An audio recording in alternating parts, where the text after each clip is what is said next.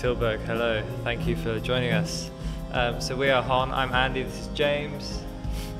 We started this project about 2, maybe 3 years ago, so it's fairly recent. But yeah, we've like kind of done all sorts of great things. We've been all over the world playing, and yeah, we're just about to release, well not release, but finish working on our second album, which will hopefully be coming out at the beginning of next year.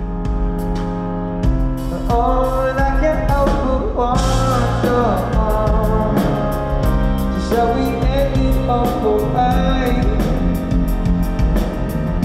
And I love you like no other, but this has never felt so right.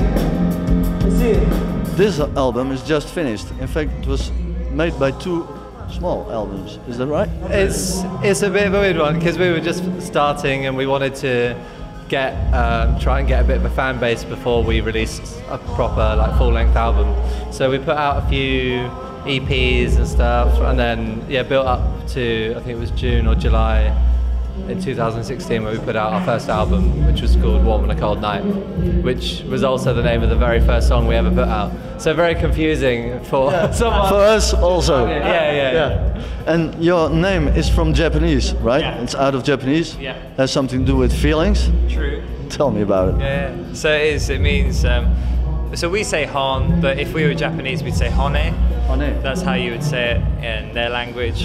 But yeah, it means true feelings. So it's things that you think like inside, deep down, and only really tell your close companions about it. And there's a flip side, there's like another part of their culture which is tatami, which is what you display on the outside. It's a thing in like most cultures really, like a public persona, the thing you put on, what you show to the outside world, but what you really think might be a little bit different. Has that to do something with the music you play? Before we had the name, we'd written 5 or 6 songs, and then I stumbled across the word, and we just felt it was perfect in terms of what we were writing about. It's all about things that have happened to us or our close friends or family. So yeah, and I think we kind of live by it now, just trying to make sure we always write music that's honest and truthful. You could have anyone,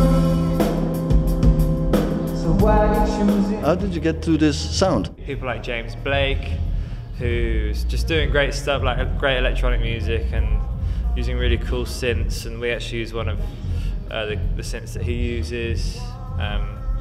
But I feel like we've taken elements of different people and made our own thing, which is, was the most important thing. Is it true that you are a bit inspired by the Asian culture?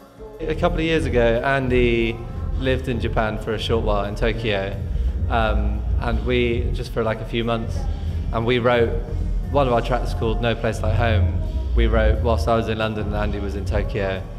And yeah, I think he like really soaked it up, and we've been there since, and I really love it.